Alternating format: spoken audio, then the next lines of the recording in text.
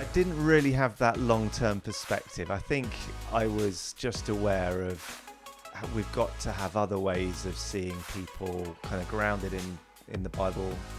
In churches, sometimes we start things, and that's when it's at its best. Yeah. When we've got the energy and enthusiasm, and then it kind of tails off. Hello, welcome to another episode of Postcards from Antioch, and it's Oz and James, and we're going to do something a little different today. This is the first episode of our seventh series or season. I don't know whether series or season is better. I feel like one is probably British, one's probably American. Probably, yeah. So let's we be British and go series. Series, yeah, seventh series. There we go, of Postcards from Antioch, which is a teaching and training discipleship podcast from Barton Church. And today we're just going to do a brief trip down memory lane, sort of recap of what got us to this point and how things have gone. Because I don't know about you, Oz, I never really pictured us doing this for so long, I suppose. Yeah, when we first had the discussion about how long we'd do it for, it was around the 2-3 year mark. Yeah. And I thought, if we do that, I'll be impressed. Okay. So here we are. So yeah, into 7, and 7's a good number, a good time to stop and reflect. So, it is indeed very biblical. We've completed nearly, or will have done. So at 7. Some point, maybe after the end of this season, we'll have to think about what's going on in the future. But that's part of what we're going to talk about today. Yeah. So thank you for joining us, and hopefully we entertain you, even if we don't, you don't learn anything today. It'd be quite amusing, wouldn't it, if this was the most viewed podcast, the one where we're just waffling about what's happened in the past and sharing ideas rather than actually working through theology. Absolutely. That's probably what will happen. So the first thing I wanted to ask is, Oz, and I'm hosting today, but we're having a conversation really, so we'll both contribute. But the first question I had is, how did we start? I can't remember if in our very first episode that we recorded, we talked about what was leading us to create a podcast. But what do you remember about the decision to start recording a podcast? Yeah, I remember there's a number of factors that came into play, and it probably over a couple of years, we were talking about other forms of discipleship beyond church on a Sunday, life groups, and meeting with interns, of which we had a number most years, and doing some sort of theological discussion. How could we broaden that out to more within the church? And podcasts were obviously a thing then. It wasn't that long ago, but we had never explored that, and we began to discuss, could we do a podcast? So I think we were driven by a desire to equip leaders in the church through theology, leadership topics, apologetics, those kind of areas. But we didn't want to just put on another evening service or another event for people to physically attend. Yeah. And I think that was probably the starting point. Yeah, I think so. We talked about Oz mentioned the interns. At Barton, we ran a program where people could come for a year and sort of work with the church. And as part of that, we provided a regular theological teaching sessions, which Oz and others took. And then when I joined the staff team, I started taking some of those. And those kind of formed the first core, didn't they, the podcasts we did. It was because we had a period where we didn't have any interns for COVID and other reasons, and but so we thought, we've got this material that's just sat there getting a bit dusty. So I think that was a big prompt. We had some good content that we thought had been helpful in person. Let's put it online. Let's make it flexible for people across the church to benefit from. And I think that was the kind of the big developing, growing, discipling the church in a new way, and the interns. And then COVID happened. Absolutely, yeah. That forced a lot of churches to think creatively, didn't it, about how to do church when we're physically restricted from meeting together. Yeah. And the podcast kind of grew out of those restrictions. And I think it was alongside Nicole, who used to be some of you children's may remember worker. Nicole, if you listen to the earlier series. Yeah, that's it. You're just thoroughly Americanized, aren't you? Is that what Australia does to you? Strangely, yeah, probably. It's probably series. It's probably seasons in Australia as well. I don't know. But yeah, I think Nicole was quite a driver for this as well, because she had a passion for teaching and theology and study, quite academic in her thinking. And actually, she's doing a PhD at the moment, isn't she? Yeah, if you wonder where Nicole's gone, that's where she's gone to do a PhD. But she was a ministry trainee with us as well as being a children's worker, and then ended up being our full. I think she was full time, pretty much children and students. But part of her time, we kind of said, right, a few of your hours will be in developing this. Yes. So she had some time set aside, and it naturally fitted into our working areas as well. So we got going with the push that COVID gave us to be a bit more innovative. Yeah. And as we said, we sort of planned out, I think you said we had six series of material. Mostly the first few series were built off the theological study and training we'd offered for the interns. And then but as you said, I felt like 6 was a long time in the future. Yeah. And it was kind of a hypothetical thing. Yeah, and obviously Nicole moved away, and I thought, right, we're going to lose steam here. But actually, we had planned on doing 10 per term, so within 2 years would have done the content, and it probably would have fizzled. Because often when you start things, you go for it, don't you? It's novel, it's fresh, you've it's got new. the enthusiasm. That's right. And then the second year, it begins to be a bit harder to sit. But actually, I feel quite happy that we've managed to keep going for 3.5 years, and have enthusiasm, and there seems to be a benefit that people. I mean, that's the thing. We've recorded 6, so we're recording about 2 a year. Yeah. Which it feels longer than 3.5 years we've been doing this. But I feel the same. I feel like it's never really been, although we've deviated the original 6 series plan. We were quite faithful to it for the first couple of series, but we kind of adapted it as when Nicole left and as other things cropped up and other people got involved. But it's never felt difficult, like, to come up with 10 episodes. No, we've managed that pretty well, and thought, we've got more in the bag potentially. And I think involving other people for their development, and also we're very aware our voices get a bit overly familiar. Yeah. So to bring in different voices, different ages from across the church has been quite refreshing. And we're not experts on everything, though. Well, okay, I'm not. I don't think you can be an expert on everything, can you? So, and I think probably in the first few series we did, I did run out of a sense of feeling like, well, this is something I feel confident to talk about. So, coming up with new ideas for series has often been, well, for me it's been a case of what do I feel I can talk about that I haven't talked about already, or what do I feel like I can learn about, or I've just read this book or studied this thing. I was going to say, kind of exactly helping a book to be more accessible through a podcast. And for me, I think I went on a conference and found one of the teaching themes really interesting. And that just led into some content. So it's kind of what we pick up along the way, as well as maybe areas of deeper reading and thinking that we've done in the past. That's right, absolutely. And as one of the things that makes Series 7 different is that this is the only episode that's Oz and myself.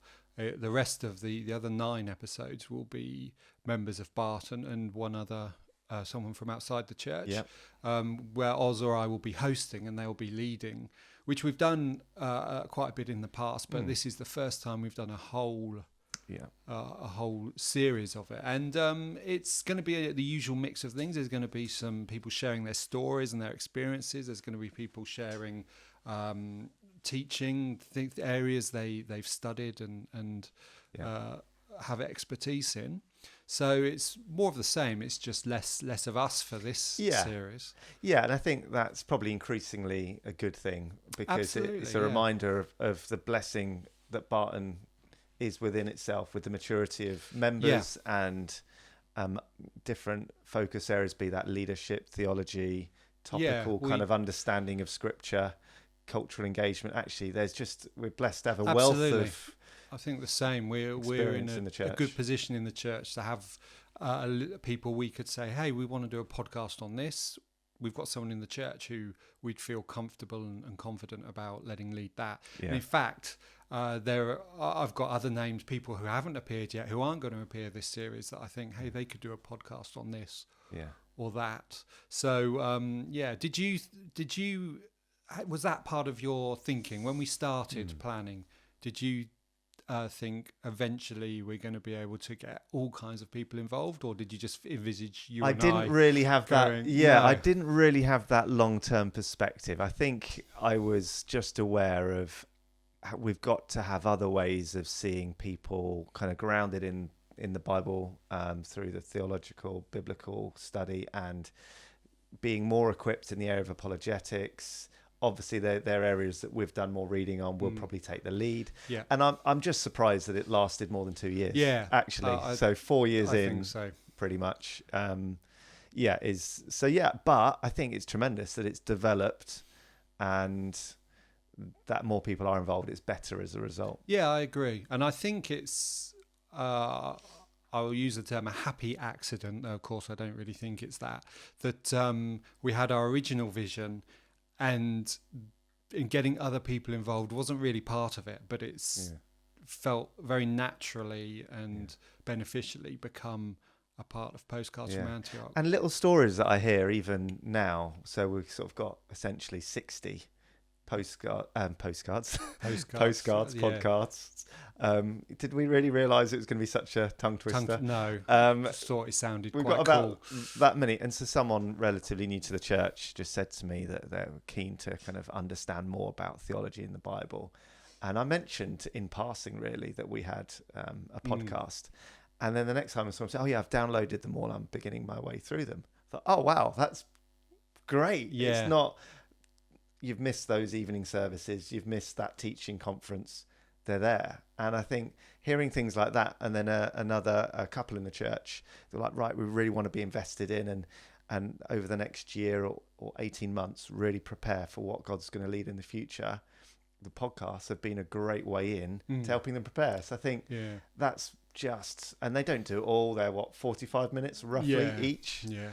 And they open up topics, get us thinking, and not answering everything, but at least I just think that's tremendous that people have felt it helpful. I think it's become bigger than I envisioned it. I mean, maybe not in terms of we've not gone viral or anything like that, but in terms of our original vision, it has become more than that. It's done more than I thought it would, to be honest. And I think probably worth giving a bit of credit to those behind the scenes. We have wonderful Wes, I'm trying to think of a good adjective for Dan. But anyway, Diligent Dan. Diligent Jan. There we go. Wonderful Wes and Diligent Dan. Yeah, maybe Dan is, I'm sure, diligent, but he's both creative and have developed the music, the sound quality, the video component. That's the thing. Maybe that's we'll talk briefly about, because we started off, it was the tail end of COVID.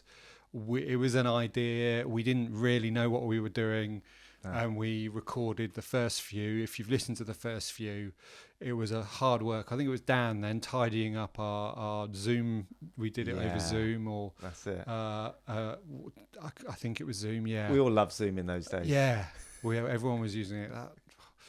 I just remember sitting there in my office with my phone, my old phone, recording this horrible quality conference call. Yeah. In fact, I remember buying a cheap mic that someone had suggested and not really knowing how to use it and get the sound. Anyway, Dan made what was pretty ordinary okay. Yeah, he made enough them to get listenable out there. And then where did we go after that? We did a few. I don't know how many we did, just sort of recorded, but we I reckon at least half first series. Yeah, at least half. But we didn't do Dan had enough, and he had a recording studio, so he invited us to use that for. Yeah, it must have been. We started that in series 1, I think, didn't we? Yeah. So we travelled across to Faversham and enjoyed doing it from there. Yeah. And actually, it was great to involve both sites and kind of up the presence across both of Barton locations. So Dan Jenkins was the first. Yeah. Our tech. Yeah. Friend.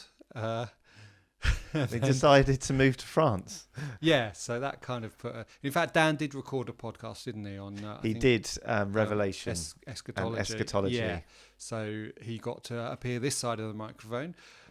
Maybe we should get Wes recording one sometime, because Wes is our current techspert, as I like to call him, who had the idea of saying, well, let's. So originally there was kind of an overlap because we were recording in Dan's studio, and then Wes said, well, let's put it on YouTube, let's do visual. So Wes tried bringing his cameras along one session to record us in Dan's studio, and it didn't quite work out. I can't remember why. Why was that, Wes? Was it just bad quality? Just wasn't the right, whatever reason. And then but then Dan had to step back because moving to France and things.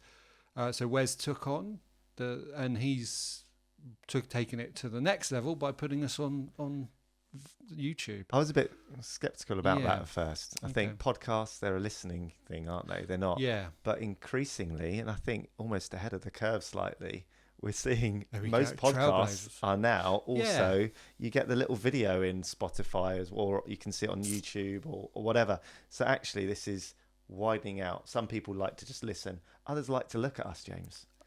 No. And hear as well. Surely Can you not. Believe that? They prefer to view that. The recordings. Wow. There you go. I'm very sorry for those people.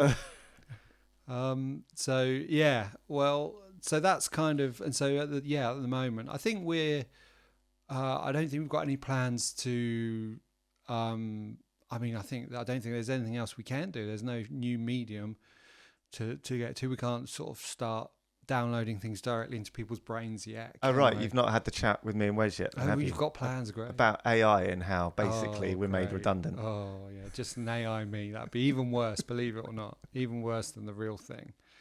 But yeah, so here we are. So over the years that we've recorded, are there any particular episodes that stand out to you as being, that's kind of either epitomizes what we're trying to do, or that was just a really memorable episode for you personally? I'm going to start with a negative one. Yeah, okay. I remember one that I think I was bored at, and I was teaching, and I was thinking, I've got to work a bit harder next time. Do you remember? Do you want to say which one? I think it was one of the Bible genres one. Okay. And I just remember thinking, it'd have been much more fun just to open up one passage and do it and apply it. It was just, I was feeling it was a bit theoretical and a little bit like, okay, I could have read that.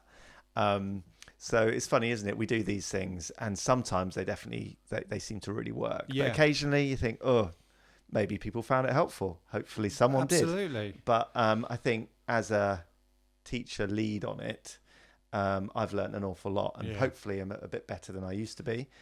We journey. Yeah. And sometimes the ones I've enjoyed the most have been when I'm hosting, not teaching, because I really like to also ask questions and kind of pull out from people what they're passionate about or their story. And a highlight would definitely be the recording with the Journey of the Deans, Sarah and Matt Dean, and hearing them talk of real life and suffering, but knowing the joy of Jesus every step of the way. And I think, there've been a number of other themes that have been really good to dig into, but certainly some of the more recent ones are fresher. So a bit of a highlight. Yeah. How about you? Have you got any? A bit like you. The reality is recording, as you said, we've recorded 60-ish, maybe a bit more, maybe a little fewer. They're not all gonna be gold every time. Some of them are just. I can remember a couple. I can't remember the specifics, but I definitely remember a couple where I've come away thinking, no, that wasn't very good. Or I think there was even one where halfway through I had this like sinking feeling. I just made a comment. I can't remember what it was, and I remember thinking, oh, I shouldn't have said that. That's that's going to go out to the Where's edit out that? But I just let that go. So that's out there somewhere. And the fact I haven't had any angry emails, so obviously it wasn't too bad. But I don't remember any that I've been involved in. The Dean's one was excellent. I don't really remember any that I've been involved in that I came away thinking, I did a fantastic job. But a bit like you, I think hosting, there's a bit less pressure. You let the other person take the floor and share what they're passionate about, and you just have to sort of facilitate that. And I think it's a bit different, isn't it, to some things that we do. So we regularly preach, and there's an element of teaching in that, but also inspiring and really preaching. Podcast format is not so much a preaching, and we're kind of having a bit of fun. We're digging into real big questions, but often we're kind of opening topics up. Yeah, and encouraging people to think a bit more and teaching in that dialogical sense, which, maybe is the teach type. There's fun in that. It's good. I love teaching, but without your pupils or students or interns in front of you, one of the disadvantages of the podcast is you do it and there's no feedback. No, that's right. And so unless you have a conversation with someone that's listened. And I thrive off that immediate feedback and kind of engagement. So it's a really, really effective, flexible way for people to learn. But it's quite different when you're behind the mic, isn't it? To the other spaces that we operate in. That's right. It is a different way of communicating. Yeah. We did talk about. We've had various thoughts over the years. I think we did talk about, because I think one of the things we acknowledge is that you've got 45 minutes, maybe a bit longer, a bit shorter, which is typically a bit longer than we preach for at Barton. But still, we're looking at quite heavy topics sometimes. You can only really sort of skim the surface. And we've wondered about maybe focusing in on something and doing like 2 or 3, which we've done that a couple of times. Yeah, didn't you do 3 on sovereignty? I think so. Or I think so, in various forms. We've done a few with Rob Guile about the historical reliability of the Gospels. Yeah. I think we've recorded several of those. But how do you feel? Do you feel like sometimes it'd be good to? I think it really would be, narrow because on one level you've got to start with the foundations and set the scene and put a bit of history in or context into a theological topic or to a book of the Bible or so within that time period you can only dig so far. Yeah. And for some people, that's enough to really go, great, I feel grounded. I feel like I've got an idea of the setting, the context, the scene. I can now read that book of the Bible. I can now talk about prayer theologically a bit more with others, or read a book that maybe has been recommended. But I imagine there's others of our listeners who may go, I kind of knew most of that. That's right. I'm ready for a bit more. So to have some that are a bit deeper would require more time. Therefore, part 1, 2, 3, or right. We're jumping in. We've listened to series 2, episode 4 for the first part, but now a couple of years later we're going to go deep. So that could be an approach for the future as well. I think one of the things that I'm conscious of is there are very few areas where I feel sort of qualified enough to go really deep, because I think that's one of the realities of particularly theological podcasts is the topics are so big you can't necessarily cover or you spend years looking at every angle, every view on something. You kind of have to, and we do end up saying, well, this is what I believe, or this is what I've been taught, kind of thing, which has its own narrowing. But I think what you've been very good at, and I think we've all tried to, but I think it's a strength that you've demonstrated, is that here are the positions, here are some questions for each. I'm not going to give an answer, a solution, but and I think that perspective of be open-minded when you look at theology, be ready to listen to both sides of the debate, or a third or fourth side of the debate. Yeah. And actually, I think you do that very well. Thank you. Well, I feel happiest doing that when I'm just saying, look, here's the information, and letting people, because I do, one of the things I think about theology and learn over the years is that it is important for us to own what we believe. Yeah. And we do that by coming to the conclusions ourselves, essentially by working at doing the hard work itself. I don't know if I've mentioned on the podcast, but I remember someone saying, don't chew people's food for them. I feel like I might have said that on the podcast before, but yeah, that's very much something, here's the meal, you chew it, you digest it, you come to the conclusions, and then you know that it's yours, and you're not just parroting what Oz and James and Cole and others have told you. Yeah, otherwise, we're not churning out kind of imitations of ourselves with our theological doctrinal understandings, positions. One, we probably see some things differently, which is healthy and fine, because we've got different backgrounds, personalities, and all the rest. But the other is, actually, as a church, and beyond those that listen to this from our church, we want to see people growing in their own walk, asking their own questions of God, the Bible, and being free to arrive at different conclusions. Now, we're not talking about the Trinity or the means of salvation necessarily, or authority the of core Scripture, doctrines, but we are talking about many of the other areas that Scripture's not black and white on. There's a mystery. We've got to work at this. I think one of the Proverbs talks about knowing God being a bit like mining and digging deep to find the silver and the gold. The treasure isn't at the top surface, is it? No. We've got to dig. We've got to work hard, and we do that ourselves as well as with others. So. Yeah, absolutely. And I think that's part of what we're trying to do with the podcast. It's a tool. It's not the answers to everything. It's to help people with training, discipling, and a part of that involves having to think things through for ourselves. So do you have any thoughts as to where you might see us going with I had a couple of thoughts very much on the way here, actually. Okay, good. So I was thinking, I've no idea what we're going to talk about. Yeah. I had two ideas, and one was, what if we, in over either 3 or 4, or even 8 or 9 or 10, worked through one book. Oh, yeah. And just said, right, for example, John's Gospel, we're gonna set it up, understand, and then look at how he structures it, look at how the themes that he brings out, think about how we apply that, so that it's a building series, a bit like we might do on a Sunday, but in a way that we couldn't do on a Sunday. Yeah, absolutely. And across a couple of months, as it's released week by week, people just journey through. There's been one podcast that I've listened to that has done that, and I found it quite helpful. And it wasn't exegesis, and yet there were great principles of biblical study coming out of the discussion, and observations and surprises and insights. So it felt very different to a normal sermon, but it was also focused on a. So that was one idea I had. That's a good idea. Okay. Yeah. So we could think about that. The other one was picking some of those awkward passages throughout the Bible and going, what on earth? Yeah. And I don't know, like, oh man, Not do we so really keen want to on go that. there? And just flagging them up and having a Yeah. bit of a chat, and maybe how do we deal with the controversial, awkward bits?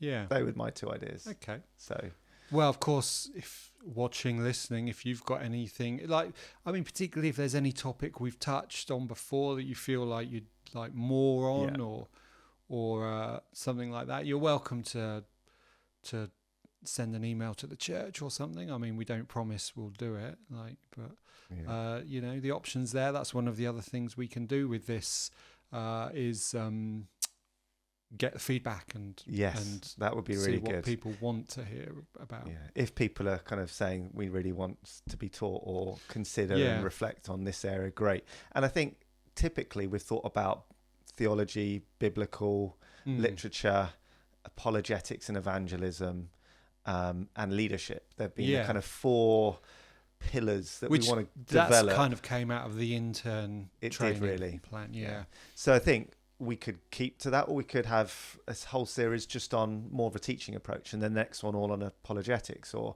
there's different ways we could play around with that and go, season 8 is all about this. There might be pros and cons for that, so I think we'd be up for hearing what people want. What's helpful. I think we've got no plans to stop doing this for the moment. I think as I said, I've not felt yet that we've reached a wall in terms of things we can talk about. I mean, as I said, I feel like myself, I'm running out of things that are coming more easily to me, but that's not a bad thing. And it does encourage Oz and I to keep learning ourselves. So we've got material for this podcast, basically. Exactly. So we don't sit here one day and go, oh no, I've dried up, got nothing left to say. So it'd be time to basically stop, wouldn't it? Everything. You've had everything I know. Just start repeating it, because who would remember? Hey? Exactly, yes. Only the keynotes. Who can any of you remember what we did in series 1? I can't. Really. I remember some. And I guess the other aspect is being current, because there's new scholarship coming out. There's new topics. I've joked about AI. There's new areas that we need to address as a church. Some of which we do on a Sunday, and maybe through our life groups, but some of which we might find that this is the best platform for. So as well as a general direction, it might be big current topic. Let's talk about it. Yeah. Okay. Yeah. Great. Well, I think probably coming to the end of this, is there any final lesson or final words you wanted to have on the subject of? Well, maybe just to be fitting to refer back to what we're called, Postcards from Antioch. And Antioch was the first sending church really in the New Testament that we know of, as they sent Paul and Barnabas out with the gospel to do mission, to take the good news to the nations. And I think for me, always when I think about Postcards from Antioch, it's this communication across what's going on in the mission and in the church, and it's not a long letter or theological treatise, but it's enough to make you go, oh wow, that's interesting. I want to be a part of this. I am a part of this. So I think just maybe kind of, hopefully we've done that in the areas of theology, leadership, mission, evangelism at a local, national, global level a little bit, and being a part of our own Antioch philosophy. So that'd be one thought. And also another question, are we still looking for interns? That's the question. Oh, right. Here's an opportunity, because it came out of the intern program. And I think we nearly had one for this academic year, but unfortunately that's not quite worked out. So often our interns have been coming through our student work, and as our student work maybe builds up again, that might be something we're open to. But we shall see. We haven't shut the door and said none allowed. That was a bad thing. It was a good thing, particularly used over a 8-9 year period. We've really seen the fruits of that in terms of a church, and we. Some of the young people who've done that intern program have then been sent out by us to go and work in mission and other things. And actually, one I've been in touch with is off to Uganda in September for a year to explore long-term mission in Uganda. So she was an intern and with us for a while, and would have sat and had the pleasure of our Thursday mornings discussions, our theological sessions. So there you go. So again, you can contact Barton through our website, and if you've got any questions or interest in these things. But I've just been really, I suppose, as I hinted at earlier, this has become, it's been better than I thought it would be, I suppose. Like you say, it's gone longer than I thought it would. It's kept its energy, it's improved, which is not something that always happens, as you were saying, in churches.